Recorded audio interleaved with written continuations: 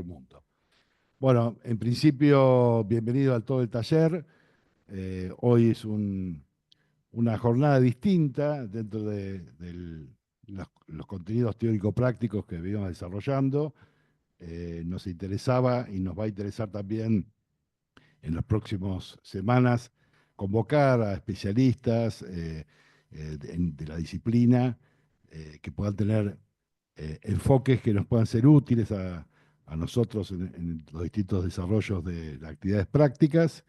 eh, y de esa manera, bueno, siempre tener la visión de especialistas externos nos nutren para la discusión en el ámbito del taller, en los tres niveles del taller. Ahora voy a presentar a Abelardo Llosa, eh, que es el actual presidente de SALPLAT, la Sociedad Argentina de Planificación. Eh, Además, ha sido funcionario del Gobierno Nacional en temas de planificación territorial, profesor en disciplinas de planificación en la Universidad del Litoral, un especialista en las temáticas que a nosotros nos importan. El título de la conferencia es La ciudad desigual. Esto es un tema que hemos planteado desde el origen como cuestión que a la cátedra nos preocupa centralmente hoy por hoy, y la temática del taller está centrada sobre esta problemática y atacar estas causas y entender el problema de por qué sucede es parte del debate que queremos profundizar. Abelardo, yo te comento, tu auditorio, que no lo podés ver. No, Ah, bueno, digo para que conceptualices quién te está escuchando, además de nosotros. Bueno, yo recién me presenté, soy el profesor titular de la cátedra Diego De Lucchi, también está Horacio Martino, que es el otro profesor titular, los JTP, bueno, Laura que te ha convocado, Laura On, es la jefe de trabajos prácticos de planificación territorial 1. Después tenemos a Priscila Primerano en Planificación Territorial 2 y a Claudio Rodríguez, en la otra JTP, en Teorías Territoriales. Te digo esto porque esta es una charla del taller vertical, es decir, están los tres niveles del taller. Teorías Territoriales es una materia de tercer año de la facultad, donde la idea es justamente introducir a los estudiantes en la problemática del territorio y de la problemática de la ciudad. Y luego tenemos Planificación Territorial 1, que corresponde a alumnos de cuarto año, y Planificación Territorial 2, que corresponden a alumnos de quinto año, donde se trabaja en el territorio, en la planificación con enfoque estratégico, en escalas y complejidades diversas y temáticas diversas. Esto es simplemente para que veas que tenemos auditorios de los tres niveles y bueno, la idea es, eh, a partir de esta mínima presentación respecto del auditorio, la idea es que nos cuentes tu visión respecto a la temática y después, bueno, si te parece y si corresponde, podemos hacer algún intercambio de preguntas de los estudiantes y así correspondiere. Así que te dejo en tus manos el inicio de la charla. Muchas gracias. bueno, muchísimas gracias, Diego. Muchas gracias, Horacio también, Laura especialmente, que me convocó, a todos los docentes de la cátedra, de la facultad. Les mando un saludo a todo el auditorio. Este, Realmente es un gusto estar en una facultad de arquitectura de nuevo, dando una charla. Eh, Eh, Quisiera decirles que, bueno, en el flyer de la conferencia se menciona que soy presidente de SAPLAT y así es, desde el año 2023. Voy a ser presidente hasta este viernes 25, que cambia las autoridades y me va a suceder un querido amigo y un colega y urbanista también, que es Eduardo Rece. Em, pero también quisiera decir que, bueno, hoy voy a hablar como profesional, como exfuncionario, como arquitecto y urbanista, pero no en nombre de Saplat, ¿sí? Es importante que lo pueda decir porque voy a vertir algunas opiniones personales que no necesariamente representan la opinión de Saplat, ¿sí? Em, bueno, la convocatoria, para ir de lleno al tema, la convocatoria, el tema que me plantearon fue hablar sobre la ciudad desigual. Y tuve que empezar a pensar, por dónde abordar la cuestión, ¿no? Parece bastante obvio, pero tiene muchas aristas, ¿sí? Así que espero que lo que les voy a contar les sirva, les abra alguna perspectiva, este, y también quiero decirles que yo no soy un académico, ¿eh? He cursado 2 maestrías, soy arquitecto, he estudiado mucho, pero no estoy en la academia, soy más bien un trabajador de estos temas, me he desempeñado mucho más en la función pública y en la actividad privada, y eso me da quizá un perfil distinto, por ahí un poco más pragmático, y bueno, solo quería decirles esto por si hay alguna cuestión que no sea académicamente del todo correcta, ¿sí? Bueno, avanzo con la presentación. Yo no los veo, pero vi que hay mucha gente en el auditorio, así que bueno, gracias nuevamente por estar. Bueno, en principio, como les decía, yo me preguntaba de qué hablamos cuando decimos la ciudad desigual. Bueno, creo que para mí está claro que hablamos de la desigualdad social y de la injusticia espacial al interior de las ciudades, ¿sí?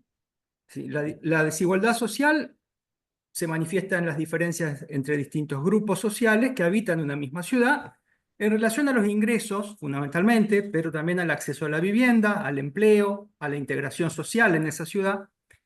Y esa desigualdad social tiene un correlato en una idea quizá un poco novedosa, pero que es interesante de explorar, que es la desigualdad o la injusticia espacial. Hay que definir bien esto, pero la injusticia espacial se manifiesta, digamos, los arquitectos, urbanistas lo vamos a poder entender mejor, se manifiesta en las diferencias ambientales, físicas y de localización entre los lugares donde habitan los diferentes grupos sociales, ¿sí?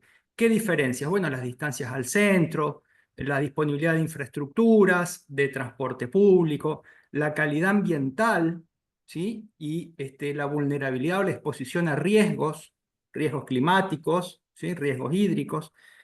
Eh, Esta injusticia espacial tiene una cuestión importante que es que reproduce la desigualdad social, ¿sí? Reproduce las condiciones para reproducir, perdón la redundancia, la desigualdad social, ¿sí? A la gente se le hace más difícil conseguir empleo, no tiene un domicilio fijo para recibir una carta, en fin. Entonces, reconocemos así zonas diferentes en una misma ciudad. Unas más consolidadas, con centralidad, con patrimonio cultural, con servicios, con bajo riesgo hídrico, con una población con empleo formal y con ingresos medios o altos, y otras zonas de ocupación precaria, sin servicios, sin tenencia segura de la tierra, expuestas a amenazas naturales y generalmente alejadas de las centralidades urbanas, con población pobre, con empleo informal y con ingresos bajos. Ahora, ¿cómo llegamos a esta situación de esta ciudad desigual? Bueno, hay algunas explicaciones, ¿sí? Vamos a explorar algunas hipótesis. Yo empecé pensando que la ciudad moderna, la ciudad americana, la ciudad latinoamericana, de la cuadrícula, es una ciudad que aspira de alguna manera a la equidad y a la integración social. ¿Sí? La cuadrícula de calles públicas y abiertas tiene un principio de justicia espacial y de equidad social. ¿Sí? Ahí vemos un plano de la ciudad donde vive la mayoría de ustedes, La Plata, ¿no? Esa ciudad es abierta, no tiene murallas, no tiene puertas, tiene una cuadrícula de calles públicas que no tiene bordes duros. La cuadrícula parece equitativa, permite ubicar a las instituciones en torno al espacio público central, la plaza o las plazas, luego el asentamiento en parcelas de dominio particular de los diferentes grupos sociales y de los usos urbanos. Este es valioso, digamos, esto es un principio de ocupación del espacio con voluntad de equidad, de integración, ¿sí? Fíjense, yo puse una cita de Edward Soja, que es un geógrafo, al que yo estoy leyendo bastante ahora, y dice, las discriminaciones ligadas a las localizaciones tienen un papel fundamental en la producción de injusticia espacial. Las tres fuerzas más conocidas que dan forma a la discriminación espacial son la clase, la raza y el género. Bueno, en nuestras ciudades modernas son espacios que en principio están abiertos a la localización de diferentes grupos sociales. No hay una asignación espacial específica a priori, ¿sí? Ni por raza, ni por clase, ni por género. Parece una obviedad, pero no es menor. Partimos de ahí. Lo que pasa es que en la ciudad el acceso a la tierra no es gratuito y ahí viene el problema. Si una familia no tiene capacidad económica suficiente, es muy difícil acceder a la tierra en la ciudad de manera regular, ¿sí? Por eso la ciudad, en realidad, ha sido escenario de una tensión histórica por el acceso a la tierra, a la vivienda, al empleo, a la calidad de vida. Digamos que la ciudad ha sido escenario de la lucha por la justicia espacial y social. Ahora, la ciudad es una construcción social histórica. La ciudad latinoamericana y argentina en gran medida es desigual porque es producto entonces de una sociedad desigual, ¿sí? Fíjense los dos gráficos que tenemos a la derecha. El de arriba habla de la pobreza en la Argentina. Son datos de Fundar, y el de pobreza arranca en 1992. Hay muchísimos más datos en INDEC, por supuesto, pero este me pareció suficientemente significativo. Entre el 92 y el 2024, la pobreza en Argentina osciló entre el 25% de la población y el 65% en los picos más altos. O sea, hemos sido un país con una gran proporción de la población en estado de pobreza, de ingresos bajos, económicos, ¿sí? Y el gráfico de abajo muestra el famoso índice de Gini, que es un índice que refleja la desigualdad en ingresos. Yo puse la definición porque por ahí no todo el mundo la sabe. Dice Gini es un índice entre 0 y 1, donde 0 corresponde a la perfecta igualdad, todos tienen los mismos ingresos, y 1 a la completa desigualdad. Un país es muy desigual cuando el valor es superior a 0,4. Bueno, en Argentina, entre el año 74 y el 2024, el índice de Gini osciló entre 0,35 y 0,53. Es decir, que hemos sido un país también profundamente desigual en cuanto a los ingresos que tienen los diferentes grupos sociales, ¿sí? Ahora, ahí hay otra frase de Edward Soya que a mí me interesa y que dice esto de que el espacio se produce socialmente y por lo tanto también puede cambiarse socialmente. No es natural lo que pasa en nuestras ciudades, es una construcción social. Fíjense, para seguir fundamentando un poco esta cuestión, lo que es la informalidad en el empleo en Argentina, ¿sí? La informalidad en el empleo asalariado en el sector privado en 2024 es del 47% a nivel nacional. Es altísimo. Y además hay fuertes diferencias al interior de las provincias, hablando de justicia espacial, ¿no? Fíjense que hay provincias como las del NOA que alcanzaron valores del 70% de informalidad en el empleo. Estos gráficos también son de Fundar, que es un sitio web que se los recomiendo, tiene mucha información muy interesante, estadística sobre Argentina. Fíjense, ahí dice, decime dónde vivís y te digo qué tan informal es el empleo en tu provincia. Fíjense, los valores más oscuros son los de mayor informalidad. ¿Y por qué traigo esto? Bueno, porque el empleo informal de alguna manera te deja fuera, por ejemplo, del crédito. Y el crédito es uno de los instrumentos fundamentales para acceder a la vivienda y a la ciudad, o ha sido históricamente, ¿sí? Ahora, si tenemos casi el 50% de la población asalariada en informalidad, es cada vez más difícil y es un sector muy grande que queda excluido de esa posibilidad. En fin, es decir, la tierra urbana en la ciudad ha sido un negocio siempre, desde principios del siglo XIX por lo menos. La ciudad argentina contemporánea, como vimos, ofrece una posibilidad de acceso a la tierra y la vivienda y de integración socioespacial en esa cuadrícula. Pero los sectores sociales más pobres, como los inmigrantes, los trabajadores informales, Los trabajadores formales pero de bajos ingresos, las comunidades indígenas, no han podido acceder fácilmente a esa posibilidad. Ese acceso, además, ha estado facilitado o dificultado por diferentes modelos de desarrollo en nuestro país. Algunos que han considerado a las personas como ciudadanos con derechos y han promovido políticas públicas para el acceso a la tierra y la vivienda, otros que han considerado a la gente como simples consumidores y en esos momentos se diseñaron políticas de mercado para acceder o no, si no tenías dinero, a la tierra y la vivienda, o también ha habido modelos de desarrollo y ciclos políticos donde se ha considerado a la gente como cabecitas negras o villeros que no son merecedores del acceso a la ciudad formal directamente. Todo esto ha sucedido en nuestro país. Vamos a hacer un pequeño repaso histórico de algunos periodos, de algunos momentos, y vamos a ir viendo cómo se fue conformando esta ciudad desigual o estas ciudades desiguales en nuestro país. Vamos a empezar por el periodo que llamamos ferroportuario agroexportador, ¿sí? Entre 1880 y 1930. En esta época, donde fue el auge de los ferrocarriles, de los puertos, de la exportación de cereales, Argentina el granero del mundo, ¿sí? Las fuentes de trabajo fueron el gran atractor de población rural e inmigrante a las ciudades. Las poblaciones obreras y sus familias se asentaron cerca de los frigoríficos, los puertos, el ferrocarril, generalmente de manera informal, en las cercanías, en los intersticios, en las márgenes, en los bordes de los arroyos, fuera de la cuadrícula urbana. Y en ciudades más grandes como Buenos Aires, los inmigrantes se alojaron en conventillos y barrios populares dentro de la trama urbana. En esa época hubo algunos mecanismos de mercado, porque no había políticas públicas de vivienda todavía, para que los sectores populares con algún ingreso estable pudieran acceder a la tierra urbana y la autoconstrucción lograr su casa propia, la casa chorizo. Hubo gran cantidad de loteos populares en las periferias, cerca del ferrocarril, con venta de lotes en cuotas, pero no era sencillo para cualquiera tampoco acceder.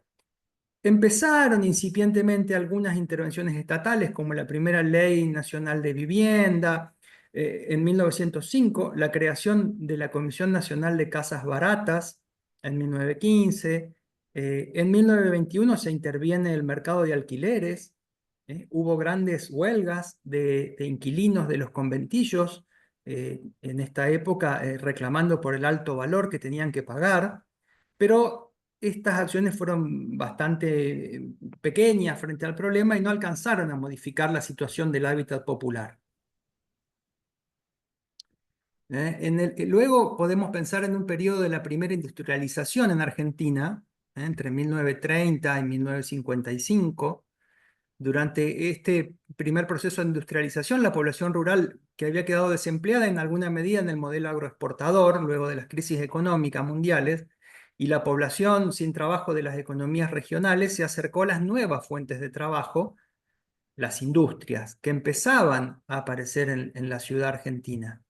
Se asentaron en gran medida de manera informal, en las periferias, en los intersticios, pero siempre buscando la cercanía a la fuente de trabajo, ¿sí? Así nacieron las primeras villas miserias. A partir del 1945, con el gobierno del primer peronismo, el Estado implementó políticas de inclusión de estos sectores a través de planes masivos de construcción de viviendas. Viviendas para obreros en todo el país. Los planes eran organizados a veces entre el Estado, y primero fueron organizados exclusivamente por el Estado, luego fueron apareciendo los sindicatos y se fueron articulando el Estado y los sindicatos, aparecieron los barrios jardín de chalets, completando las tramas urbanas, eh, en los bordes de las áreas consolidadas. Incluso tuvo lugar la creación de nuevas ciudades para albergar a sectores populares, como fue Ciudad Ezeiza o Ciudad Evita en el 53 más o menos, que fue planificada como una ciudad jardín, con viviendas, escuelas, bibliotecas. Estaba pensada para albergar hasta 100.000 personas, ¿sí? Y empieza entonces una política pública de integración de esta población obrera, trabajadora, de bajos ingresos, a la estructura de la ciudad. En esta época también aparece el Banco Hipotecario Nacional, que fue una herramienta estratégica para el financiamiento de proyectos de viviendas del Estado y de los particulares. Para la clase media aparece el crédito que da lugar a la casa cajón. Ahí hay una imagen arriba a la izquierda, la famosa casa cajón, que hoy todavía en las ciudades nos permite reconocer sectores urbanos que fueron prácticamente hechos enteros en esta época y con tipologías muy similares de casas cajón, que nos muestra todo lo que fue la incorporación de esas personas, de esas familias a la trama urbana y a la ciudad formal a partir del crédito hipotecario. ¿Sí? Eh, para los sectores más solventes, la ciudad seguía siendo un espacio más accesible donde se podía comprar una casa, un lote y construir, o incluso comprar un departamento a partir del desarrollo de la Ley de Propiedad Horizontal en 1948. En esta época del primer peronismo hay que decir que se regularon los precios de los alquileres, se estableció el derecho a la vivienda como un derecho fundamental y se estableció la función social de la propiedad en la Constitución de 1949, una constitución que luego fue derogada después del golpe de Estado del 1955 por la revolución llamada Libertadora, ¿sí? Ahí a la izquierda vemos la famosa casita del chalet argentino, tomado del chalet californiano, la casa Cajón, y los barrios para obreros, por ejemplo, en Corrientes también, en Córdoba, en Paraná, en Santa Fe, en todo el país. Bien, esto duró de alguna manera hasta el año 55, donde se produce un golpe de Estado y aparece una serie de dictaduras militares y breves gobiernos democráticos, y estamos en el periodo de lo que se llamó el desarrollismo, ¿sí? En esta época la intervención estatal se reduce, se retoma la vigencia de las leyes del mercado, se empiezan a descongelar los alquileres, el banco hipotecario solo daba créditos para quienes tenían ahorros, de alguna manera el Estado empieza a retirarse de esas políticas de vivienda. En los pequeños o breves gobiernos democráticos como el de Ilia, el radicalismo plantea que que el Estado tenía que retomar la cuestión de la vivienda, aparece el financiamiento internacional del BID, que empieza a financiar grandes conjuntos habitacionales, y empiezan a aparecer estas políticas de viviendas desde el Estado nacional como un Estado constructor, un Estado desarrollista, que se focaliza en los grandes conjuntos, ¿sí? Ahí vemos algunos de los grandes conjuntos, bueno, Lugano, pero también el de arriba es en mi ciudad, en Paraná, Lomas del Mirador 1 y 2, con la misma lógica de esta época, ¿sí? Más allá de esta construcción de conjuntos para albergar a familias de bajos recursos, el proceso de urbanización continuó porque la industrialización y el desarrollismo marcaban esta época. Hubo una gran inercia, pero con gran desorden territorial, crecimiento en las periferias urbanas, de asentamientos, con exclusión, una fuerte mercantilización de la vivienda y el suelo. Este, en este periodo también aparece un fenómeno, no un fenómeno, una política pública que es la de la erradicación violenta de asentamientos populares, erradicación de villas, ¿sí? Y esa erradicación daba lugar a la relocalización de esas familias, en algunos casos, en estos grandes conjuntos públicos de vivienda, ¿sí? En el formato de torres, de monoblocks, de alguna manera se pretendía solucionar el problema de la ciudad informal, de los asentamientos, de la ciudad desigual, de la que estamos hablando hoy, con este tipo de grandes conjuntos de vivienda, donde de repente en un pequeño departamento se relocalizaban a familias que habían vivido en un ambiente casi rural, suburbano, lo cual sociológicamente tuvo sus complicaciones, no siempre fueron exitosos, más bien diría yo lo contrario, eh, y muchos de ellos subsisten hasta hoy como lugares de conflicto social. Otros han logrado mejorar, han sido incluso rehabilitados por los gobiernos municipales, ¿sí? Pero bueno, fue la tendencia de esta época. Fíjense lo que es la etapa 1 de Lugano: 118 edificios en tira, de 14 pisos cada uno, 4 departamentos por piso. Hoy actualmente viven cerca de 50.000 personas. en este en este conjunto. Pero fue una tendencia mundial también, para los arquitectos y arquitectas. Recuerden ahí lo que fue el trabajo de Allison y Peter Smithson en Inglaterra, algunos de cuyos obras también de vivienda social, si yo no me equivoco, fueron demolidos posteriormente porque no funcionaron. Socialmente, la apropiación social no fue buena y terminaron siendo rechazados. En la década del 70 y del 80 empieza a aparecer una política de vivienda nueva, interesante. En el año 72 se crea el Fondo Nacional de la Vivienda, ¿sí? Que es el primer fondo que de alguna manera se propone como con financiamiento nacional y que producto de los aportes de los trabajadores y de los empleadores, ¿sí? Se le retenía un porcentaje del sueldo a los trabajadores y a los empresarios, a los empleadores o al Estado, y con eso se creó un fondo que iba a financiar toda una política y un sistema de vivienda. Los primeros proyectos siguieron la tendencia que venía del periodo anterior, ¿sí?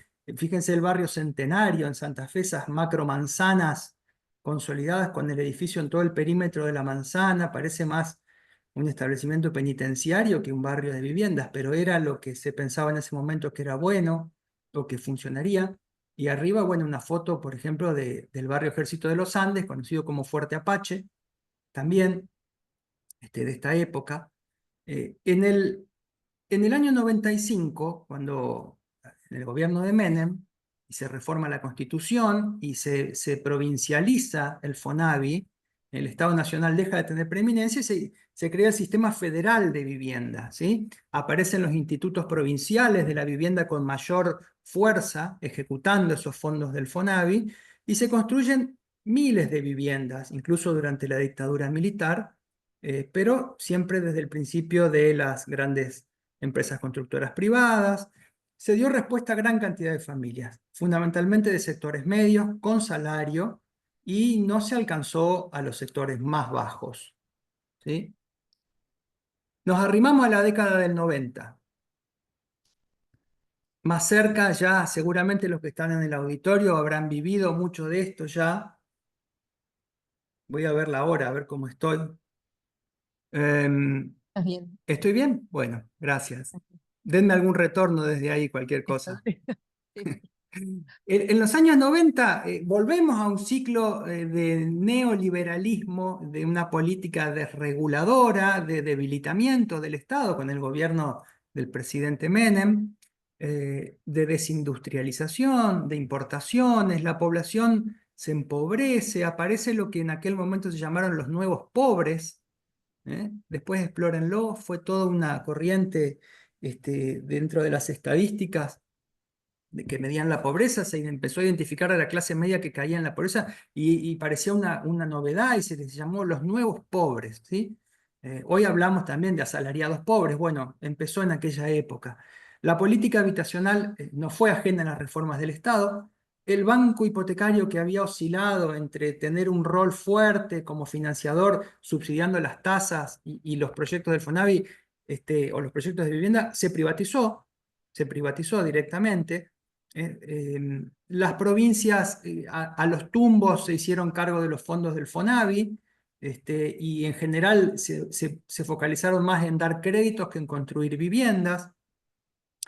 Así solo podían acceder quienes tenían ingresos medios y quedaban muy afuera los sectores más bajos. Eh, y por otro lado, acuérdense que en esta década se cerraron los ferrocarriles, los puertos ya habían empezado a cerrarse, los puertos fluviales. Yo vivo en Paraná, que está frente al río. El puerto de Buenos Aires nunca cerró, pero los puertos del resto de las ciudades costeras de la Argentina, frente al río Paraná y el río Uruguay, todas vieron sus puertos cerrados y abandonados, ¿sí? Esos espacios obsoletos de los puertos y del ferrocarril y empezaron a ser ocupados por la población de bajos recursos que necesitaba estar cerca del centro, cerca de las fuentes de trabajo. Los puertos fueron más custodiados que los ferrocarriles. Los ferrocarriles, con sus grandes playas de maniobra, sus estaciones, fueron lugares más propensos a ser tomados por la gente para habitarlos, ¿sí? Así las villas y los barrios populares se densificaron, crecieron en altura, creció el hacinamiento y los problemas de salud y de violencia. En este periodo de los 90 se desarrolla eh, un programa que a mí me interesa mucho contarles, que está en el párrafo de abajo de este texto. Voy a ir como saltando algunas cosas para no demorarme tanto. Aparece el programa de mejoramiento de barrios, el PROMEVA. Quizá algunos de ustedes lo conozcan o les suene el nombre. El PROMEVA se implementa con financiamiento del Banco Interamericano de Desarrollo como una política de mejora integral del hábitat. Aparece acá esta idea no de erradicar las villas con topadoras y construir grandes conjuntos de vivienda para realojar a la gente, sino de mejorar el hábitat en el lugar, urbanizar, llevar servicios, agua, cloacas, construir en cada casa un baño y una cocina con todas las instalaciones correctas, adecuadas, un tanque de reserva de agua, ¿sí? Esas eran las intervenciones del PROMEVA. Y si bien fue una política focalizada, es decir, que no fue universal, no fue para todos los barrios populares, dio gran respuesta al hábitat popular. Sobre todo incorporó la participación social en las decisiones, la urbanización y la consolidación frente a la erradicación, consideraba todo el proceso de construcción del proyecto junto con la gente, más allá de las obras en sí mismas. Fue realmente un cambio, fue una revolución. Yo personalmente tengo un aprecio muy grande, trabajé muchos años en Promeva como consultor y luego como coordinador provincial y municipal. Y tenía tres grandes componentes. Por ejemplo, incluían la legalización de la tenencia de la tierra, las obras de infraestructura, de equipamiento, de cloaca, agua, en fin, grandes obras a veces de estabilización de barrancas en los barrios que estaban en zonas donde había habido cavas o barrancas frente al río. Y también tenía todo un componente de mejora del capital social y humano, organización comunitaria, se creaban pequeños fondos para solventar el centro comunitario que se había edificado. Bueno, realmente Promeva fue un cambio de enfoque en el intento de hacer menos desigual las ciudades y abordar estas zonas desfavorecidas, estos barrios populares y tratar de integrarlos. Pero claro, para entrar al Promeva había que cumplir un montón de requisitos. El polígono no podía tener menos de tal densidad, ni tantas familias, ni menos de tantas. Había que cumplir con un índice de costo-beneficio, es decir, era una política típica del BID, muy focalizada. Entonces, si en una ciudad había 20 barrios populares y quizá dos o tres lograban acceder al financiamiento de Promeva. Entonces, francamente, en ese sentido cuantitativo se quedaba corto, ¿sí? Bien. ¿Continúa hasta ahora el Promeva? ¿Puede ser que hay continuidad? Mira, yo creo que sí, no lo sé, pero quedó como opacado por el Fondo de Integración Sociourbana, el FISU y la SISU, la Secretaría de Integración Sociourbana, y lo que fue el RENAVAP, el Registro Nacional de Barrios Populares. De alguna manera, esa política sí es universal y opacó un poco al problema, aunque creo que sigue funcionando de alguna manera. Equipos técnicos muy valiosos, muy comprometidos, con muchísima experiencia en todo el país, que francamente deberían estar en un lugar de más relevancia. Recuerdo a muchos arquitectos y arquitectas, abogados, abogadas, ingenieros, unos equipos impresionantes. Funcionaba donde ahora está el Centro Cultural Kirchner, ahí donde era el correo. Bueno, en el año 2004, en la década del 2000, luego de la crisis económica, social y política del 2001, el gobierno de Néstor Kirchner pone en marcha el Plan Federal de Construcción de Viviendas para reactivar la economía fundamentalmente, que estaba muy caída, para reactivar el empleo y también atender obviamente el déficit habitacional. Pero esta política no estuvo acompañada de planificación urbana ni de una política de suelos. Se construyeron miles de viviendas en pocos años, pero en general en localizaciones periféricas, aisladas de la ciudad, como pequeñas ciudades dormitorio, en las escasas tierras del Estado o donde las empresas constructoras proponían, generando una extensión urbana difícil de sostener, pero sobre todo volviendo a generar segregación social. Eh, yo digo, es como vivienda sin ciudad. No les digo nada nuevo, pero fue un fenómeno cuantitativamente grande y que sucedió en todo el país. Ahí a la izquierda vemos, por ejemplo, un barrio de 500 viviendas que prácticamente está en una zona rural. Eso es mi ciudad, es Paraná, pero eso se replica en un montón de ciudades a lo largo de todo el país. Y arriba vemos la tipología y la calidad ambiental, donde, a ver, sí, se generó empleo, se dinamizó la economía, eso era lo posible y lo necesario en ese momento, pero quizá no fue la mejor política de vivienda para corregir la cuestión del hábitat y hacer más equitativas nuestras ciudades.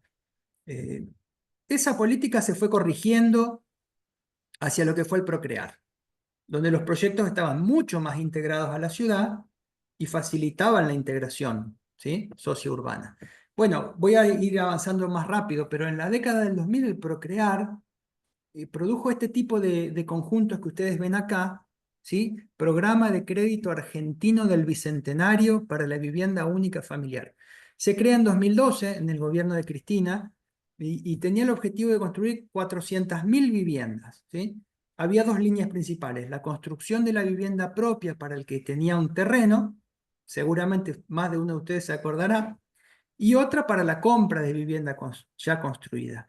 Pero después también desarrolló la construcción de estos conjuntos de viviendas de mediana densidad e integrados a las ciudades, a diferencia de aquellos conjuntos de los años 60 y 70, que en general estaban bastante alejados de las áreas centrales de las ciudades y tenían una altísima densidad y un tamaño gigantesco, como los que vimos en las diapos pasadas, ¿sí? Procrear abordó este tipo de conjuntos de vivienda colectiva, pero en una escala bastante más humana. Se entregaron más de 500.000 soluciones habitacionales y es justo decir que el año pasado, en el 2024, el gobierno de Milei decretó la disolución del programa, ¿sí?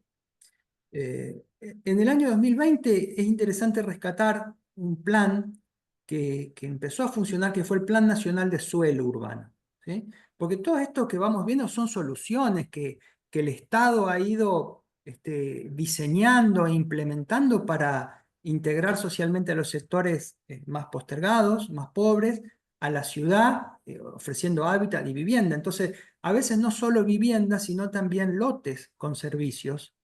No es el primer plan que hizo eso, el plan Arraigo también trabajó eso en los años 70, 80, pero el Plan Nacional de Suelo Urbano fue una política bien clara y consistente que abordó la idea de desarrollar lotes con servicios en cuotas, ¿sí?, articuladamente con los municipios y que además se podían articular con programas de vivienda provinciales y nacionales. Ese plan gestionó más de 20.000 lotes con servicios en 18 provincias en sus pocos años de funcionamiento. La verdad, una experiencia que valdría la pena sostener también. Bien, y nos vamos Te hago arrimando. un comentario Sí, para no dejarte solo y sí, gracias. bien.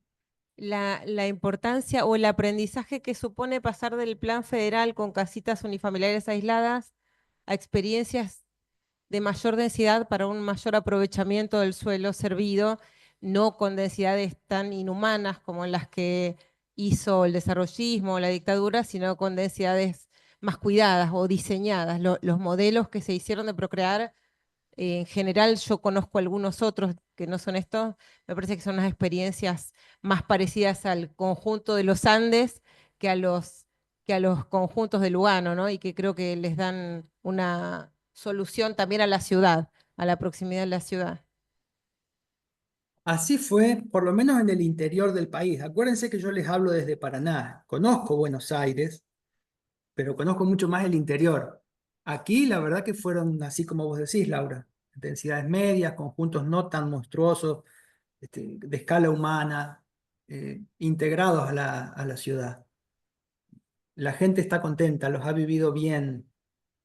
Y bueno, y después nos fuimos acercando a algo que hablábamos recién, que es el RENAVAP, hoy lo conocemos así, pero en realidad se llama Registro Nacional de Barrios Populares, y el FISU, que es el Fondo de Integración Sociourbana.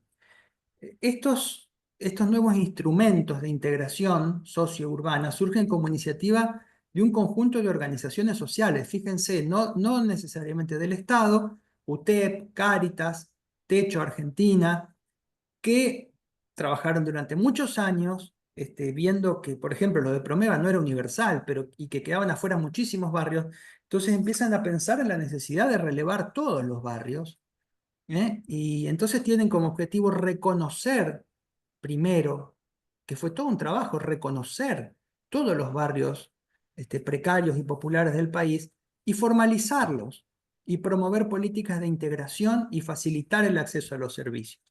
Fue todo un proceso, hay que reconocer que el gobierno de Macri, que fue un gobierno de corte neoliberal, dio lugar a esta política, dio espacio, seguramente en un acuerdo político con estos sectores, pero dio cabida al desarrollo de esto.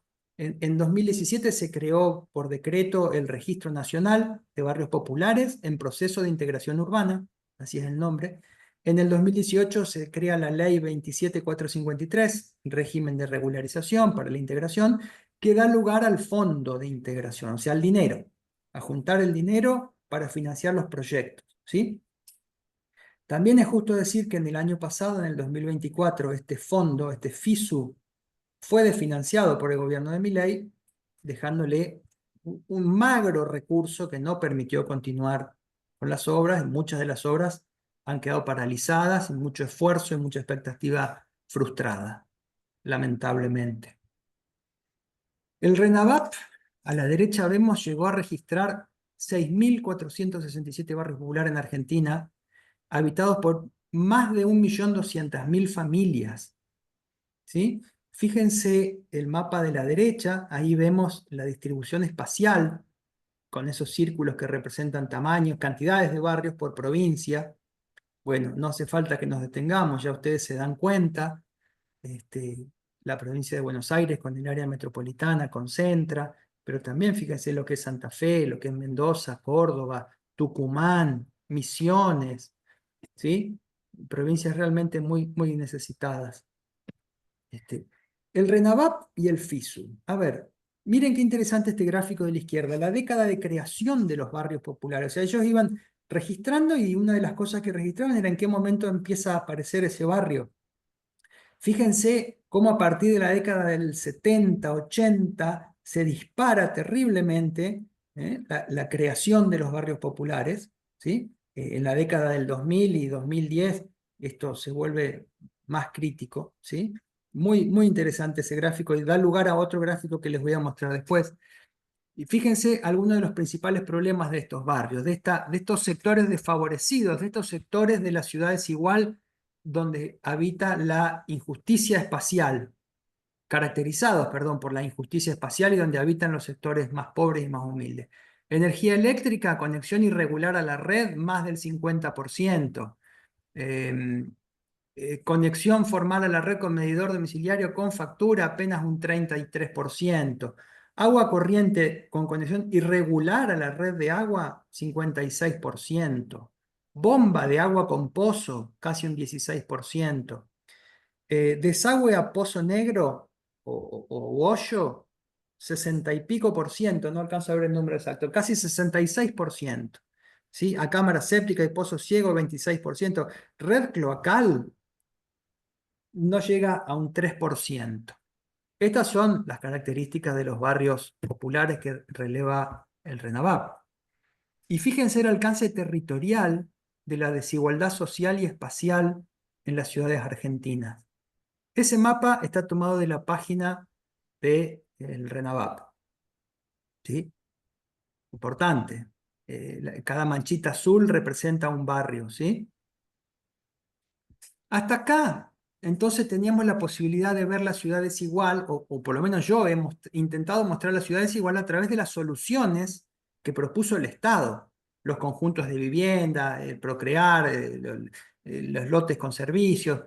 Pero desde que está el RENAVAP podemos empezar a ver la ciudad desigual desde los propios territorios afectados. Ahora conocemos el universo de la ciudad desigual con datos georreferenciados, ¿sí? Promeva tampoco tuvo un registro de todos los barrios populares. Es la primera vez que un registro nos muestra crudamente dónde están, cuántos son, qué características tienen. Y hasta acá las políticas públicas de mejora del hábitat y de la vivienda evidentemente no fueron suficientes, han corrido el problema desde atrás, han atacado las consecuencias, si no, no tendríamos hoy esta cantidad de barrios populares y precarios. Y las causas están en la desigualdad de nuestro modelo de desarrollo, que requiere más que políticas de vivienda y hábitat, requiere cambios estructurales y que sean duraderos, requiere más equitativa distribución del ingreso, requiere trabajo formal, requiere acceso al crédito, entre otras cuestiones que no necesariamente son solo políticas de vivienda, ¿sí? Necesitamos hacer una sociedad más equitativa para que nuestras ciudades, que son construcciones sociales, también sean más equitativas. Vamos a mirar ahora algunas imágenes rápidamente que nos muestran la localización, el tamaño, la distribución de los barrios que registró el RENAVAP en diferentes ciudades, para que ustedes vean que es un problema en todo el país. Fíjense, esa es una imagen típica de uno de los barrios de La Plata. Yo la tomé de Google Earth y a la derecha está el mapa de La Plata, la ciudad histórica, fundacional, con su trazado, sus cuadrículas, sus diagonales, sus plazas, y todos los barrios RENAVAP por fuera de esa primer cuadrícula, que yo tengo la hipótesis de que es un dispositivo de equidad que permite el asentamiento sin discriminación, pero pagando. Y los bajos ingresos son una característica muy dura de la desigualdad en Argentina. Ahí tenemos los barrios precarios, populares, en torno a la ciudad histórica de La Plata. Son las manchas azules, los polígonos azules. Fíjense lo que pasa en Rosario, todos los barrios vinculados al ferrocarril. ¿Ven ese eje norte-sur fuerte? Todos los espacios abandonados por el ferrocarril, ocupados por la población en busca de trabajo cerca del centro, o en el cuadrante inferior derecho, todos los barrios localizados sobre el río, en sectores inundables, y si no, en el cuadrante izquierdo, los barrios que ocupan sectores de la periferia, alejados, ¿sí? Fíjense lo que pasa en Santa Fe.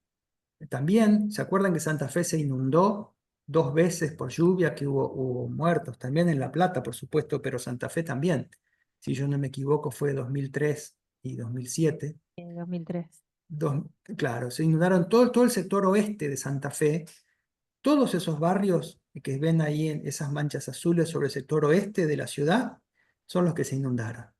Ahí están los barrios populares expuestos al riesgo hídrico, al altísimo riesgo hídrico. Así como los que están del otro lado del río de la laguna Setúbal, que también Alto Verde y todos estos barrios que están en zonas expuestas al riesgo hídrico, a la inundación básicamente, ¿sí? Fíjense, bueno, lo que es Neuquén, el aglomerado denominado Confluencia, Chipoleti, Neuquén, una precariedad fuerte también de los barrios, a veces en el alto, arriba de la meseta, ¿sí? Donde no llegan los servicios, a veces abajo, cerca del río, o en las vías abandonadas del ferrocarril también. Son patrones que se repiten, ¿sí? De alguna manera en las ciudades.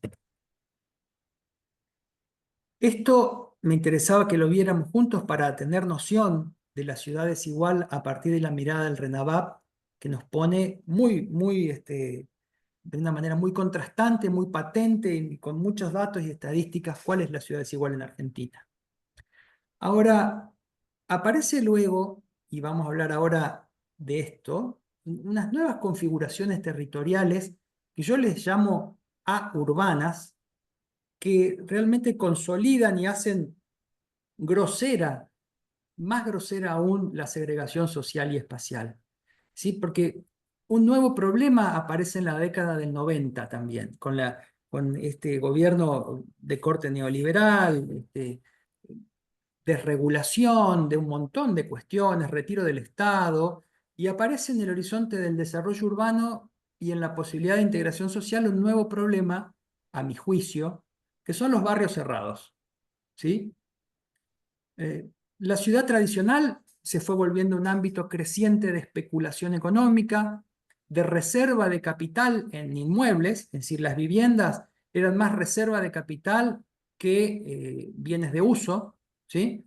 Se encareció la ciudad, se mercantilizó casi por completo, y la ciudad empezó a expulsar no solo a los más pobres, sino también a la clase media.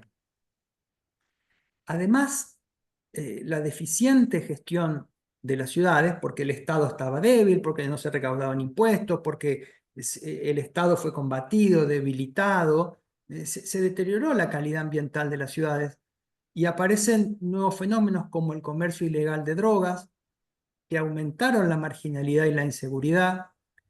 La pobreza crecía en esta época y la informalidad en las ciudades se hacía cada vez más patente y todo eso impactó en la calidad de vida de las ciudades, ¿sí?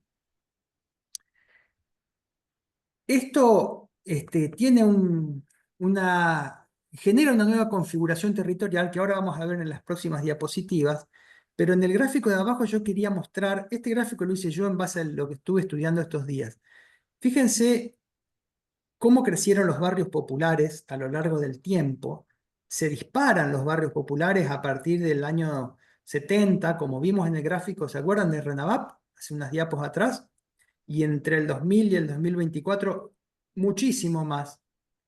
Luego, esa fila del medio en azul más oscuro representa las políticas públicas constantes ahí, nunca logrando transformar radicalmente el problema, los planes quinquenales, los grandes conjuntos, el FONAVI, el PROMEVA, el PROCREAR, el FISU, y a partir del 90 aparecen los barrios cerrados como otro componente que va a empezar a interactuar con los barrios populares en los territorios periféricos.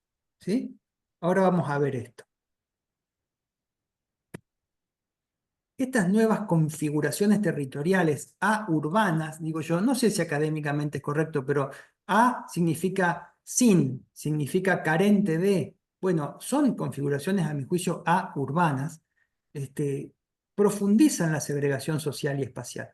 Los barrios cerrados aparecen como una alternativa de repente para tener la vivienda propia a costos relativamente accesibles en una época de predominio del mercado, en los años 90, para las clases medias que con $50.000 hoy pueden comprar un lote en un barrio cerrado, ¿sí? Con promesas de seguridad, de contacto con la naturaleza, una vida entre iguales, cosa que en la ciudad, adentro de la cuadrícula histórica, ya con $50.000 difícilmente accedan a un departamento de 2 dormitorios o de 3 dormitorios más o menos bien localizado.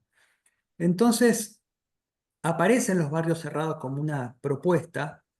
Los sectores más pobres continúan buscando acercarse a las fuentes de trabajo, en alguna medida desarrollan una estrategia de localización en los intersticios entre los barrios cerrados.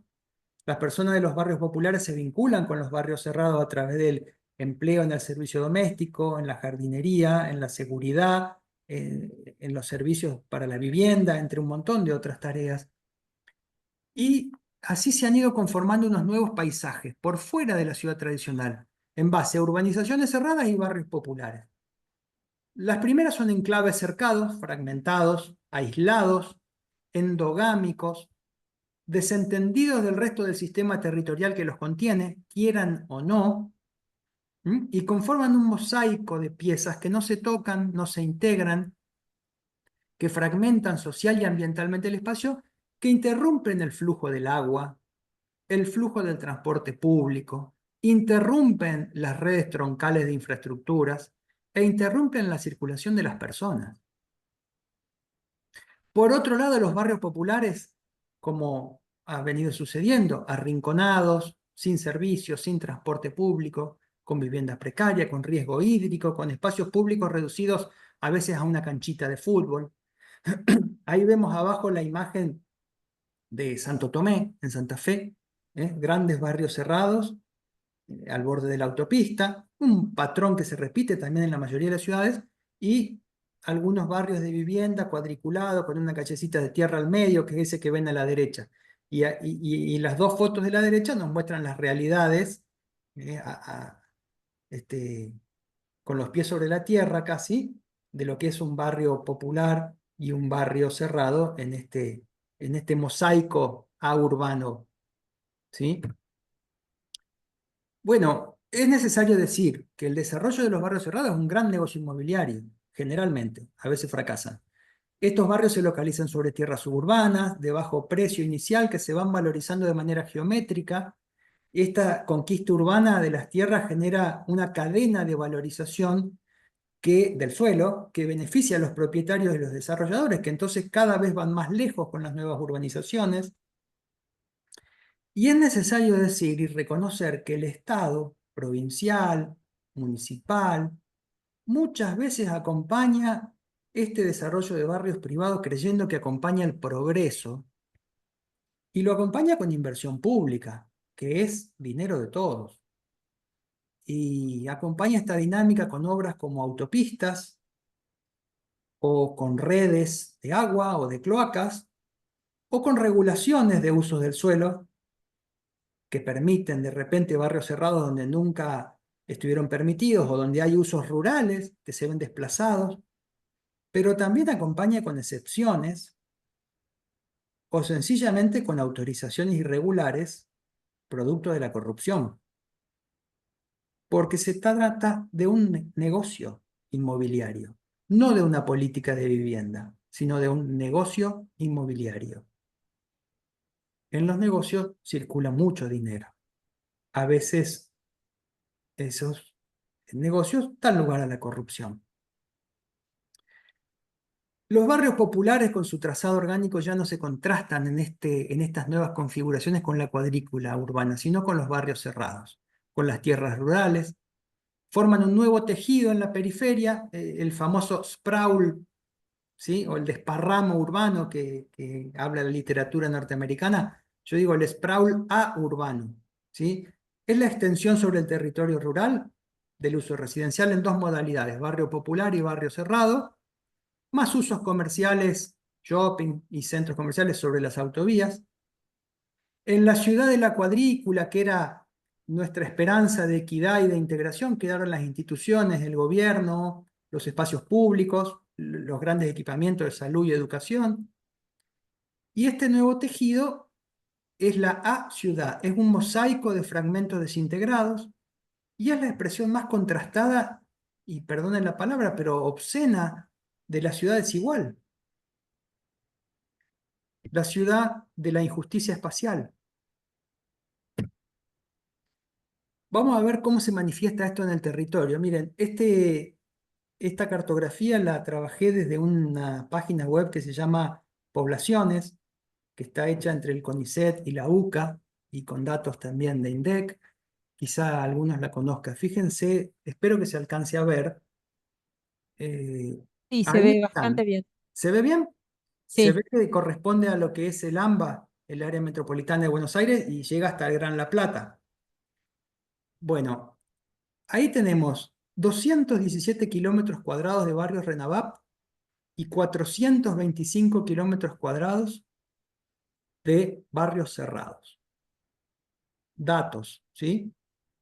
Ahí a la derecha ven las tablas, ¿sí? Fíjense cómo esa mezcla de estos fragmentos se produce por fuera del área central de Buenos Aires, por fuera del área central de La Plata, ocupando toda esta periferia más rural, ¿sí? Ahora, si nos focalizamos en lo que es el ejido de La Plata, tenemos aproximadamente 18 kilómetros cuadrados de barrios RENAVAP y aproximadamente 12 kilómetros cuadrados de barrios cerrados. Casi cifras parecidas, digamos. Fíjense cómo está ahí la distribución. Este mapa puede no estar actualizado, ¿sí? Ahí dice que los datos son de 2022 y 2023, pero seguramente estos últimos 400 barrios que han salido en las noticias, que han sido autorizados, probablemente no Están estén. ahí, no están ahí. Claro, probablemente no estén porque, bueno, eso se va mapeando voluntariamente, se va subiendo a través de mapas colaborativos. A la izquierda ven, bueno, las imágenes típicas de estas periferias, de estas configuraciones territoriales urbanas.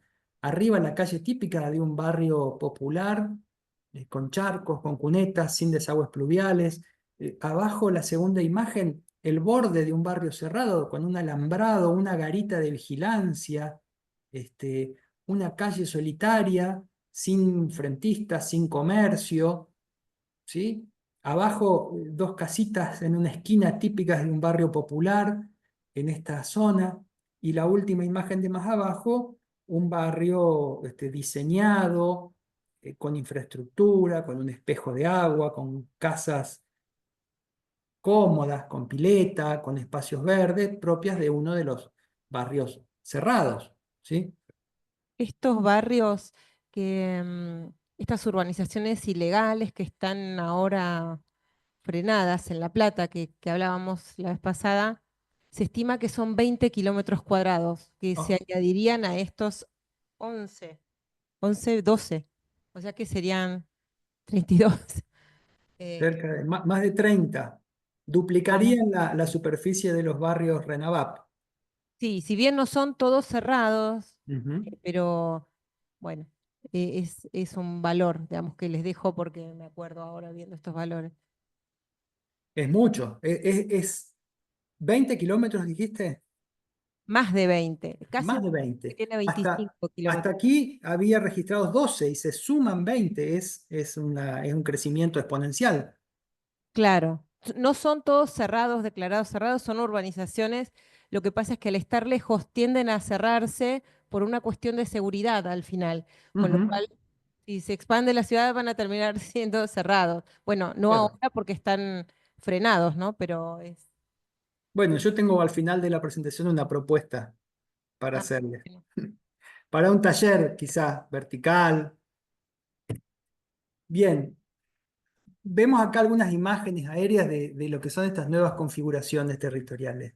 Esa es de La Plata, eh, un barrio cerrado con una especie de lago en el medio, un espejo de agua, con casitas con más superficie, con rodeadas de un poco de espacio verde. No es un gran barrio cerrado, pero es muy diferente de lo que está del otro lado de la autopista, que son esas casitas precarias con calles de tierra, que están bien representadas en la imagen de arriba a la derecha. ¿Sí? Ahí están las dos caras de la ciudad desigual, una a cada lado de la autopista.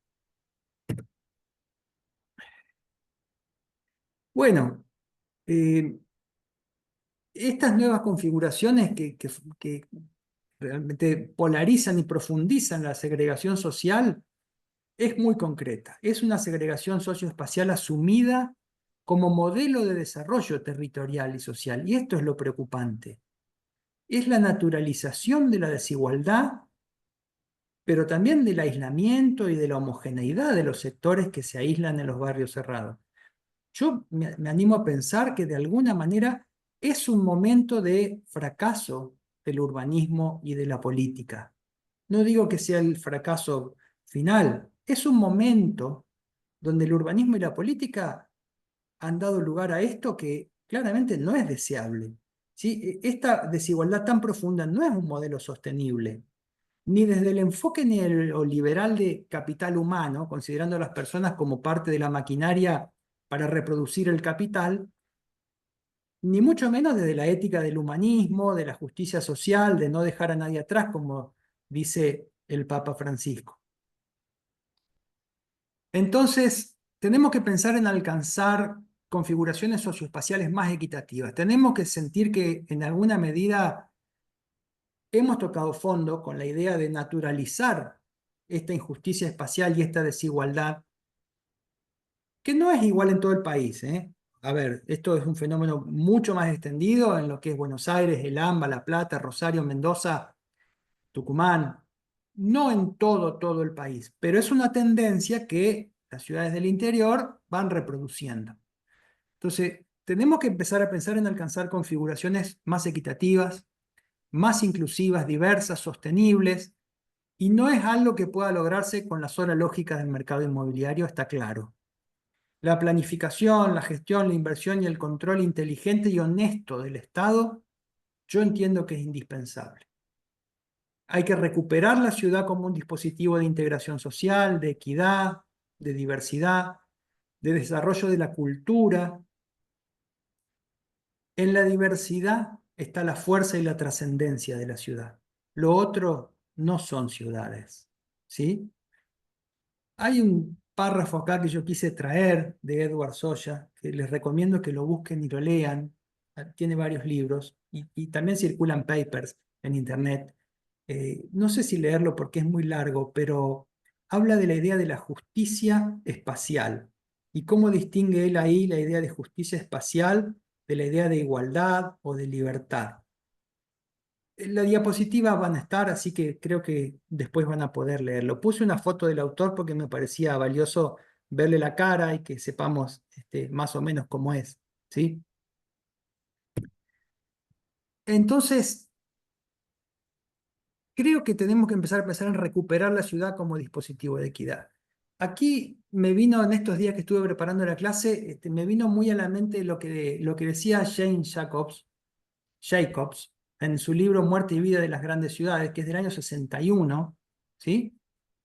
Jacobs no era urbanista, no era arquitecta, era una activista, una mujer norteamericana de New York, que después vivió en Canadá y que de alguna manera se enfrentó con los tecnócratas y con los constructores de autopistas y del suburbio americano, con Moses, y generó un gran debate que terminó influyendo fuertemente en el urbanismo mundial, ¿sí? Jacobs ya en el año 61 decía, las ciudades son problemas de complejidad organizada. No podemos simplificarlas como se está simplificando ahora, los pobres por un lado, los ricos por el otro, separados por muros, por vallas, asistidos por autopistas. Las ciudades son organismos repletos de relaciones intrincadamente relacionadas.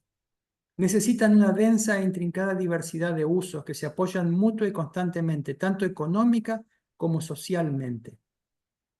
Jacobs animaba a pensar la ciudad como un espacio de relaciones sociales, de procesos comunitarios, de diversidad y de complejidad organizada. La calle era el escenario de la cohesión social, la calle pública, vital, llena de usos mixtos, de vida urbana. ¿Sí? Ella critica la cosa construida por los inversores inmobiliarios, miren en la época que lo está diciendo, dirigido por los intereses económicos, ¿sí? Y que cercena la vida de la calle, del barrio, del espacio público. Y eso es precisamente lo que ella rescata, lo inmaterial, lo que esas intervenciones, dice ella, arrebatan.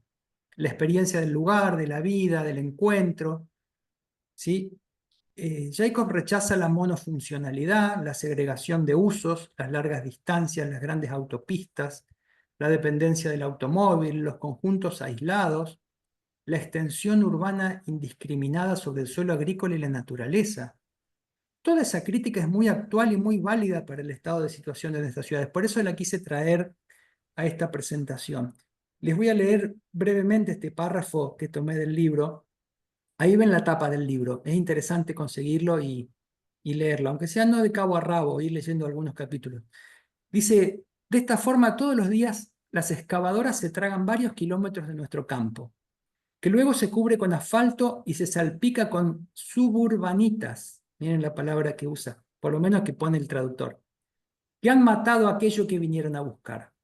Nuestra insustituible herencia de una tierra agrícola se sacrifica a las autopistas, a los aparcamientos de los supermercados, con tan poca consideración e inconsciencia como se talan los árboles de los bosques, o se corrompen las corrientes y los ríos, y se llena el aire con los residuos de la gasolina. Bueno, más actual, imposible. ¿Qué nos dice Jacobs en su análisis? También propone, además de criticar, y propone 4 grandes principios para la ciudad diversa, vital, inclusiva. Ella habla de la combinación de usos mixtos, habla de manzanas pequeñas, ¿sí? Con calles y esquinas frecuentes, habla de la necesidad de edificios antiguos, no solo por el valor patrimonial y por la identidad, sino porque permiten albergar actividades diversas sin necesidad de construir grandes edificios y hacer grandes inversiones. Y habla de la concentración de personas y viviendas, es decir, de la densidad urbana. Podríamos hablar muchísimo de esto, pero pensé, quedémonos con estos 4 principios: usos mixtos, manzanas pequeñas, edificios antiguos, concentración y densidad. Y es muy loco porque estos 4 pilares básicos parecen haber sido recogidos por estas ideas tan en boga actualmente como son la idea de la ciudad de los 15 minutos o la estrategia de desarrollo urbano orientado al transporte. Esto quiere decir que estos principios siguen vigentes, ¿sí? Los principios de la ciudad de los 15 minutos son la proximidad, la diversidad, la densidad y la sostenibilidad. A 15 minutos tenemos que poder hacer la mayoría de nuestras actividades. Y los principios del desarrollo urbano orientado al transporte son fomentar el transporte público, el ciclismo, las conexiones, la mezcla de uso, la densificación. Sobre estas 2 corrientes del urbanismo pueden encontrar mucho material en Internet, pero me pareció importantísimo ver cómo estas 2 modas, de alguna manera, del urbanismo rescatan aquellos principios del año 60 y pico de Jacobs cuando se enfrentaba a estas nuevas configuraciones territoriales de los suburbios atomizados, ¿sí?, en Estados Unidos. Bueno, nos vamos acercando de alguna manera al final de la clase o de la charla, la conferencia. Me gustaría hablar del rol del Estado en este intento de recuperar la ciudad. El Estado es indispensable para reducir la injusticia social y espacial, porque es el organismo que tiene los objetivos y las competencias y las capacidades para orientar el desarrollo territorial y urbano hacia la equidad. El mercado no tiene ese objetivo, tiene otros, como la reproducción y la acumulación del capital, el desarrollo de servicios y bienes, la maximización de beneficios, pero no necesariamente garantizar derechos, garantizar un desarrollo equilibrado y equitativo. Esa es una responsabilidad y una competencia del Estado. Para eso nos organizamos como país y para eso decidimos tener un Estado, ¿sí? Entonces, regular, orientar el desarrollo no significa frenar la economía, ni burocratizar para pedir coimas, ni imponer la tecnocracia del Estado. Significa regular y orientar para equilibrar el desarrollo y fundamentalmente para prevenir problemas, ¿sí? El capital siempre va a encontrar espacios donde reproducirse, pero la sociedad, a través del Estado y de sus instituciones y organizaciones civiles, es quien tiene que señalar el horizonte y los caminos a transitar. Miren, acá en Paraná los barrios cerrados están prohibidos por ordenanza. ¿Ustedes creen que dejaron de hacerse urbanizaciones y barrios para vender? No, se siguen haciendo. Siguen habiendo urbanizaciones, pero abiertas. El capital, el desarrollo inmobiliario sigue sucediendo, pero hace urbanizaciones abiertas. Y se les exigen todas las infraestructuras, y se les exigen incluso reservorios pluviales para mitigar los efectos de las lluvias torrenciales que son producto del calentamiento global y los nuevos fenómenos climáticos, y los hacen. Y aún así es rentable.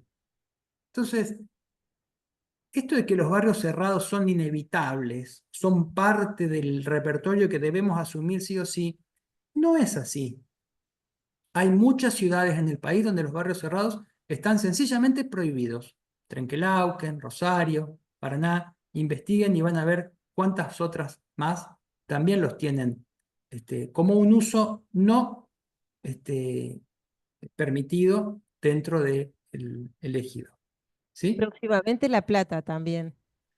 Bueno, son disputas políticas, hay que darlas en el Consejo, pero creo que a veces los hechos ayudan a que los concejales se animen a tomar las decisiones que claramente son necesarias. Miren, en Paraná, después de que se prohibieron por ordenanza los barrios cerrados, hubo un intento de derogar esa ordenanza, ¿sí? Fuerte intento. Cuando asumió un gobierno de un intendente, conocido por otras cuestiones más desagradables, que fue el intendente Barisco, lo primero que se intentó fue derogar esa ordenanza.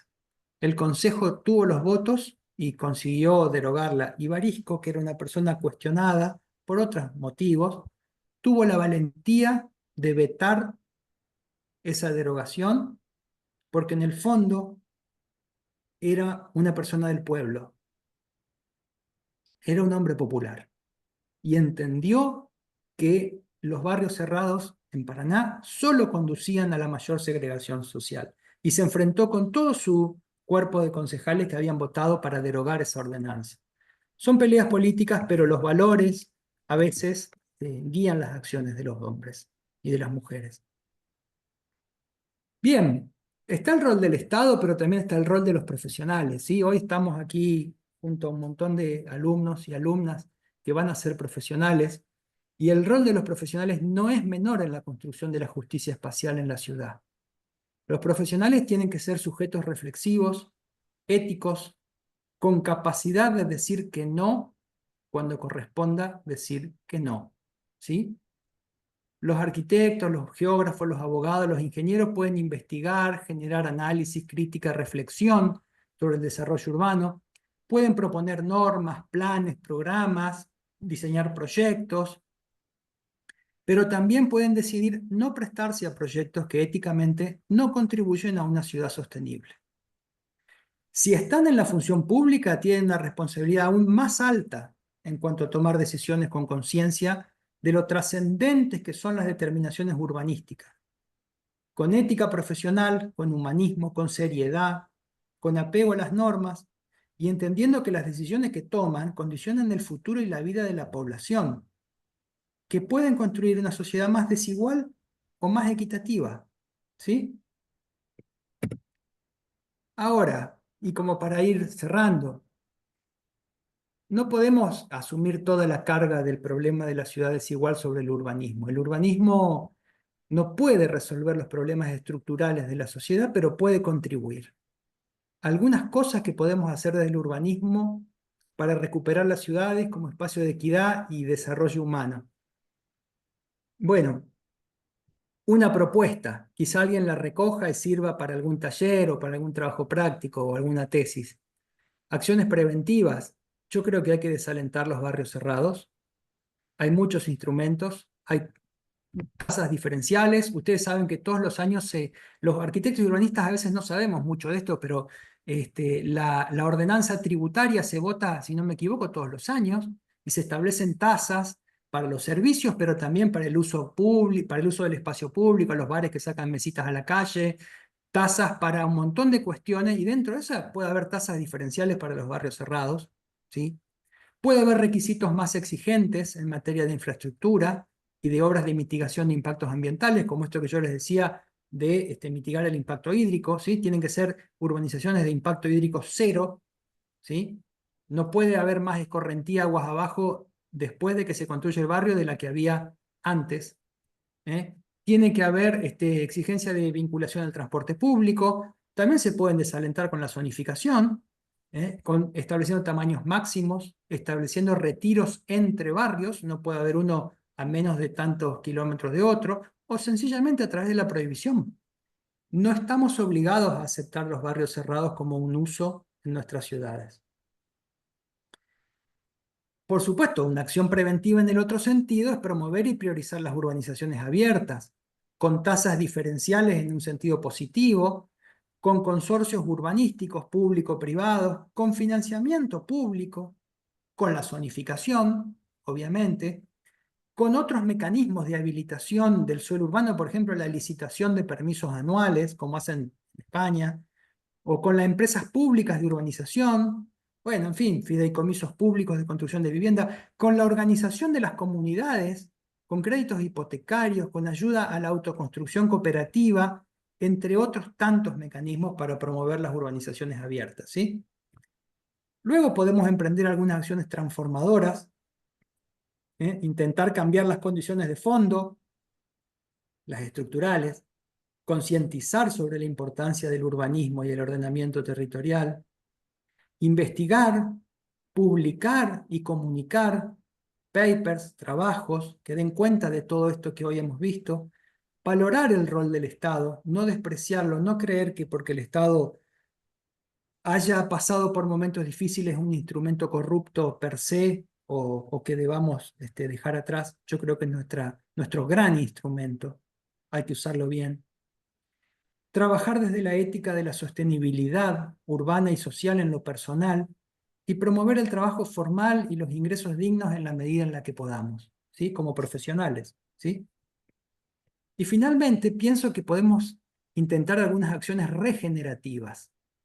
Por ejemplo, la integración urbana de los barrios cerrados. No solo la integración urbana de los barrios populares, la integración urbana de los barrios cerrados.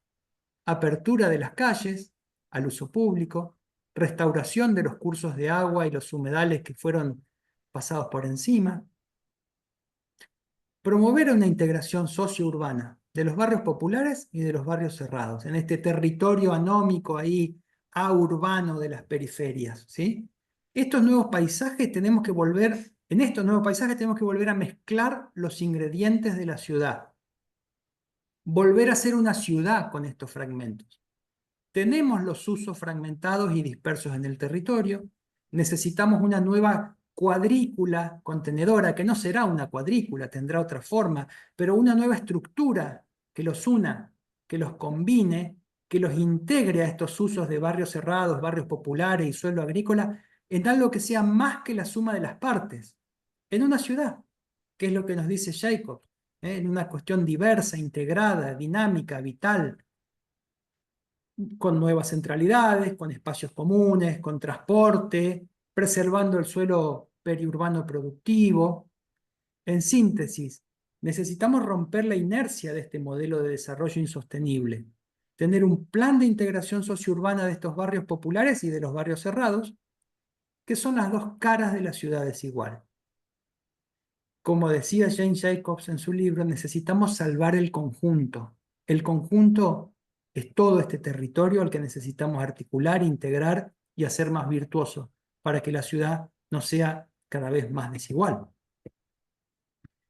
Finalmente, y en vista de los sucesos de ayer, de la muerte del Papa Francisco, yo no soy católico, no soy creyente, pero reconozco el legado de Francisco y reconozco cosas importantísimas que ha dicho un papa que tiene tanta influencia sobre millones de personas, y les recomiendo leer la encíclica Laudato Si, ¿sí? Que habla del cuidado de la casa común.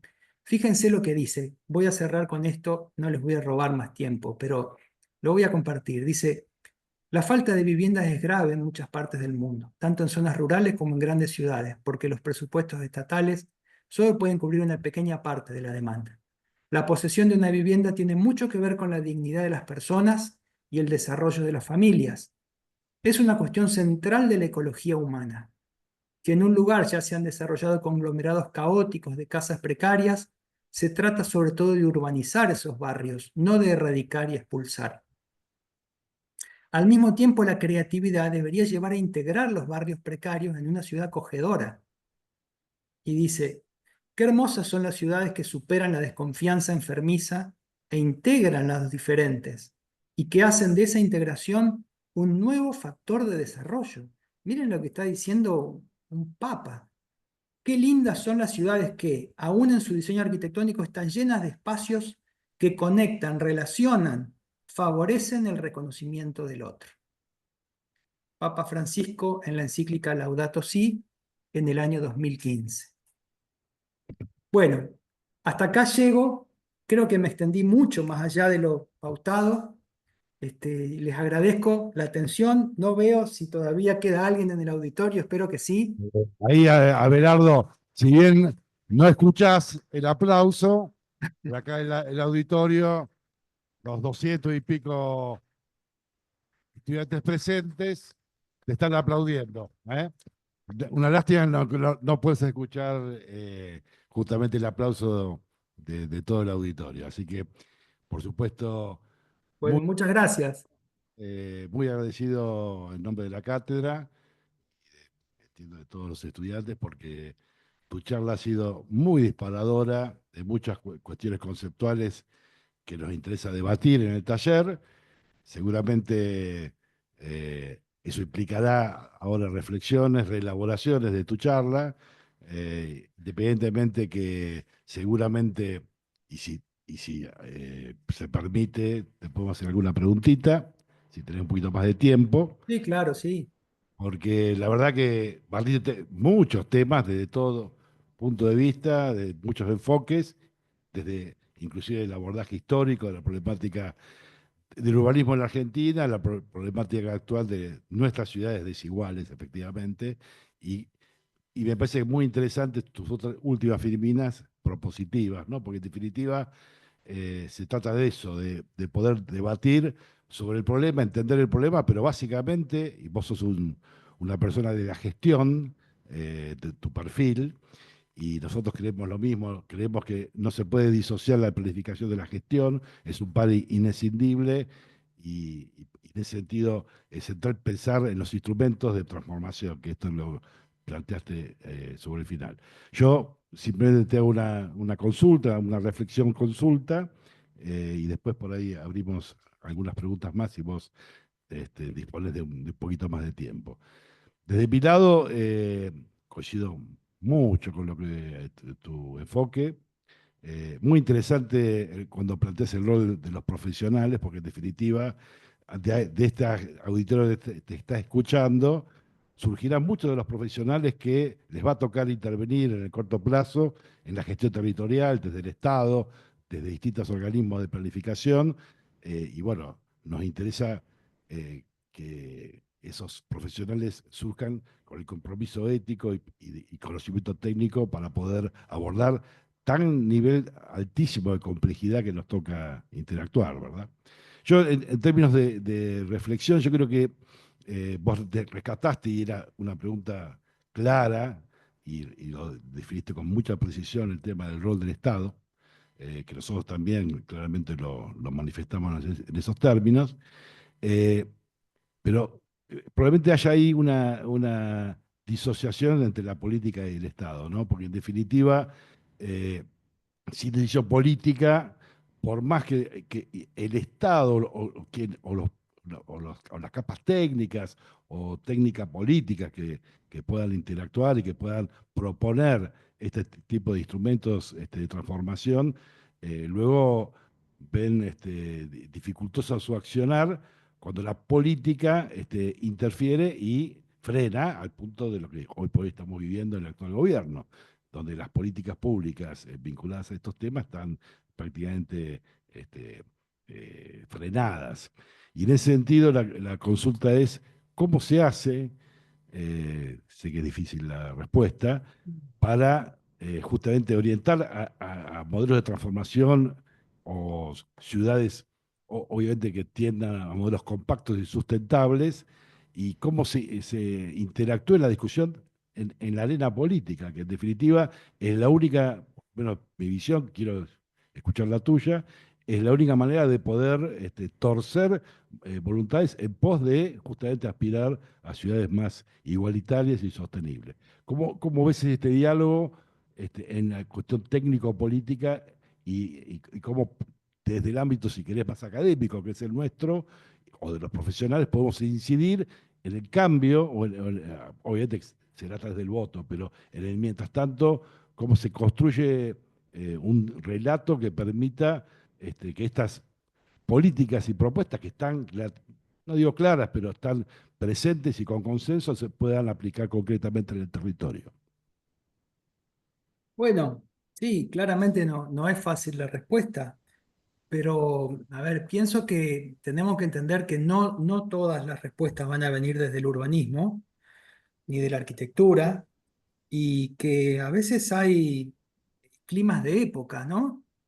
Que facilitan algunas iniciativas y dificultan otras. Por ejemplo, nosotros pudimos sacar la ordenanza prohibiendo los barrios cerrados en un contexto político que era favorable a ese tipo de iniciativas y nadie lo cuestionó. Se entendió, había un sentido común. Y sin embargo, 20 años después, todo se dio vuelta en un sentido absolutamente inverso. Climas de época, ¿no? Que a veces facilitan o dificultan ciertas iniciativas, ¿sí? A veces se pone más del lado del mercado, de la exclusión, y a veces más del lado de las políticas públicas y del desarrollo inclusivo. Y eso no depende del urbanismo. Yo creo que ahí el urbanismo lo que tiene que hacer es aprovechar las oportunidades eh, y ponerse activo desde la gestión pública, desde la cuestión técnica y también desde la academia contribuyendo. Ponerse activo, hacer cosas y lograr algunos resultados que permitan impactar en la opinión pública y cambiar la percepción a partir de cosas concretas y de logros. Por ejemplo, viviendas, por ejemplo, lotes con servicios. Es decir, no resignarse al clima de época, intentarlo, empujar, saltar las barreras y tratar de lograr resultados. Los resultados le hacen cambiar la opinión a la gente. Eh, el otro día hablaba con un albañil que le operaron a la mamá en el hospital y le decía, mirá qué valioso, le digo, ¿no? Que el hospital público pueda operar a tu mamá, porque si no, esto a vos te saldrían millones de pesos, difícilmente lo podrías pagar sin... Yo tratando de hacer, de alguna manera, valorizando el rol del Estado y de las políticas, y él me dice, sí, sí, la verdad que sí, pero más allá de todo eso, dice, deberíamos estar mejor. Y yo dije, tiene razón, tiene razón. O sea, está muy bien el hospital, está muy bien el acceso a la salud pública, pero deberíamos estar mejor. Y podemos estar mejor. Los climas de época a veces no ayudan, pero insisto, hay que siempre pensar que tenemos que estar mejor, nunca dormirnos en los laureles de que se han logrado ciertas cosas, porque la gente siempre necesita estar mejor, un poco mejor. Entonces, hay que hacer cosas, hay que lograr resultados y a veces también los climas de época se rompen y se caen por su propio peso, como lo que hoy está pasando en la ciudad de La Plata con esta cuestión de los 400 barrios cerrados que aparentemente se habrían habilitado en un marco de irregularidad y de posible corrupción. Y eso hace que también cambie la opinión pública respecto de algo que parecía el vector del progreso, el horizonte del desarrollo, los barrios cerrados como un modelo deseable, ¿no? No sé si con esto ayudo en algo, pero en síntesis creo que hay que ser activos, creo que hay que hacer cosas y hay que lograr resultados, cosas concretas, con la gente. Viviendas, lote con servicios, urbanizaciones abiertas. Perfecto, Abelardo. ¿Habilitamos alguna otra consulta del auditorio?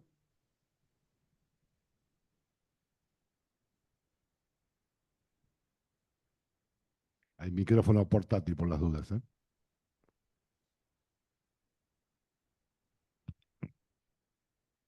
Ahí te hace una otra pregunta. Noches, no sé si se escucha. Más fuerte. Se escucha, ¿eh? Sí. Buenas noches. Bueno, gracias al exponente, muy compleja su exposición y yo quiero hacer más un punto de vista y más que una pregunta. Eh, digamos, me quiero situar desde distintos perfiles, eh, como estudiante, como laburante, como futuro profesional no solo de la arquitectura, sino también del urbanismo, como aquel que vive en un barrio popular. Por eso digo que la cuestión, digamos, la charla es muy, muy compleja.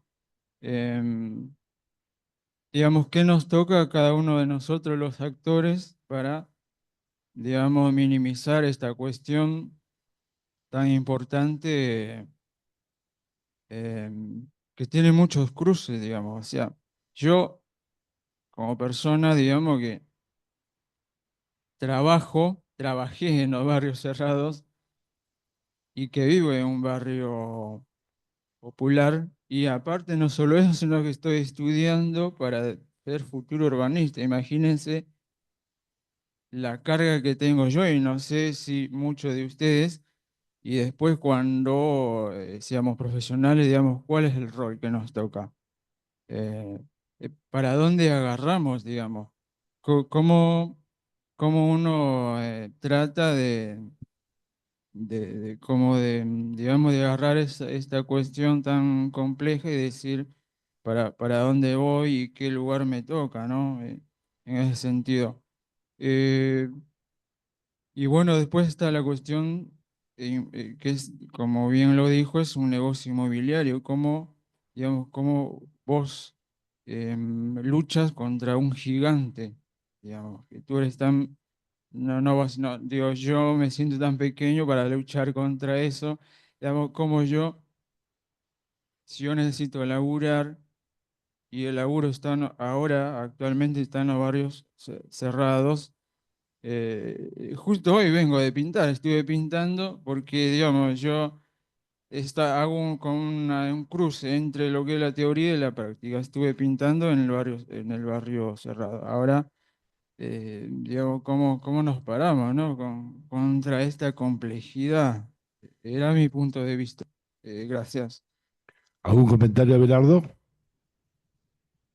Bueno, gracias por todo lo que nos contás. Está buenísimo.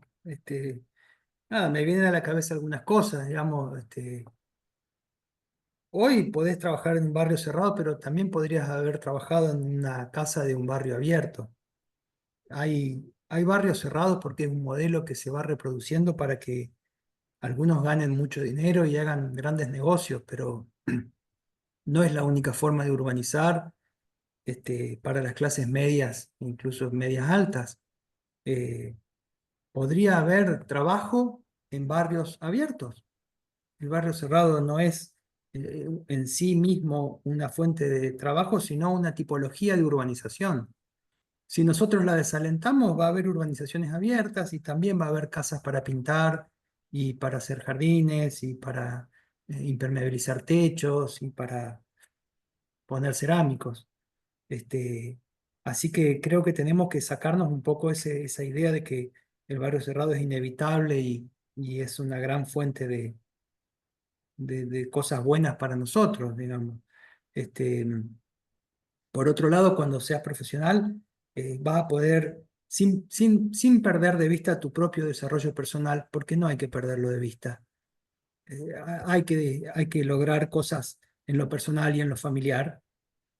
También vas a poder quizá trabajar por la mejora de tu barrio y pensar junto con la gente cercana, con los vecinos, algunas mejoras que quizá no cambien el 100%, pero hagan que la cosa sea un poco más cómoda, más confortable o menos crítica, ¿sí?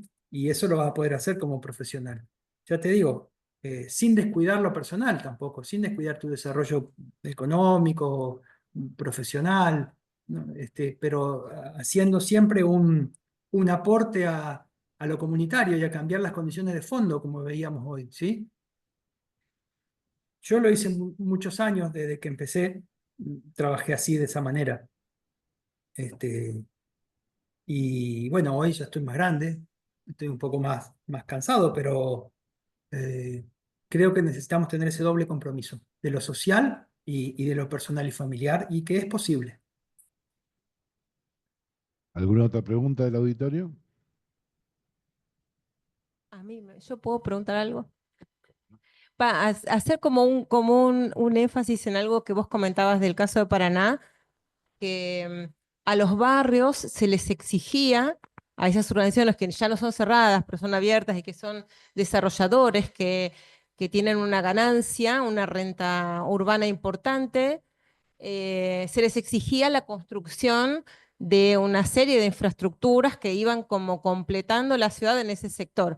Y esto me parece que es una clave muy importante en torno a reequilibrar, a evitar la gran desigualdad, porque una de las cosas que se denunciaron en el caso de los 450 barrios de La Plata es que estos desarrolladores externalizaron las infraestructuras necesarias al Estado por un valor equivalente a 22 presupuestos anuales municipales, cosa que es imposible de resolver por parte del Estado, con lo cual condena a una gran parte de esos habitantes que compraron de buena fe o lo que fuera, a vivir sin infraestructuras, ¿no? O a arreglárselas por su cuenta.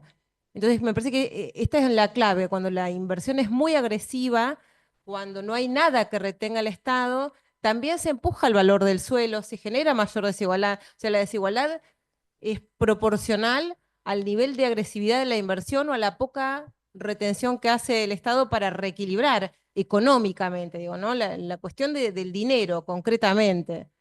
Bueno, eso quería comentar nomás, que me había gustado. Está bueno eso que decís de que la desigualdad es directamente proporcional a la falta de exigencia o a la agresividad del inversor, ¿no? Bueno, a ver, se le puede exigir a los urbanizadores las infraestructuras. De hecho, en general la normativa las exigen, pero después a veces no se terminan cumpliendo. No se puede lotear sin dotar de infraestructura. Eso es algo que tenemos que animarnos también a exigir. Y van a ver que igual se van a hacer las urbanizaciones. Igual se van a hacer. Te van a decir que no, que es más rentable irse a otro lado, que más vale van a poner una planta de biodiesel en vez de hacer un... No, van a hacer urbanizaciones, van a seguir, porque hay rentabilidad. Lo que pasa es que va a bajar un poco, va a ser menor la rentabilidad, pero tienen que invertir en las infraestructuras básicas, ¿sí? ¿Sí? Acá en Paraná hemos llegado a pedir, por ejemplo, ya te digo, el tema de lo que son reservorios pluviales en urbanizaciones de más de tantas hectáreas, para que el impacto hídrico no se vaya haciendo acumulativo en la cuenca, ¿sí? Cada urbanización se hace responsable del agua que acumula, al impermeabilizar el suelo, por ejemplo. Y se ha logrado, se ha logrado. Bueno, ¿alguna otra pregunta?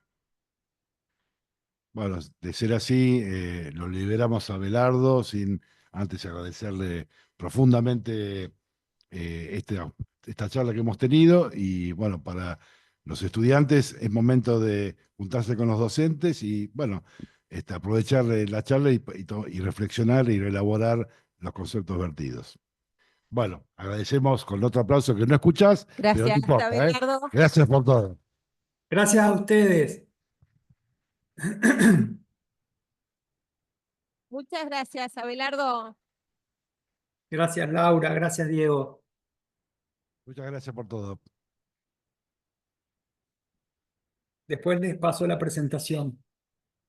Dale, así Dale. la difundimos en los sitios web de la cátedra. ¿Eh? Además, Bueno, la clase fue grabada, con lo cual va a estar, si no tenés problema, la vamos a publicar en el sitio web. ¿Está bien? sí, pienso que sí. Perfecto. Dale. Así procederemos. Bueno, un saludo, gracias. Bueno, gente, hasta luego. Chau, Abelardo.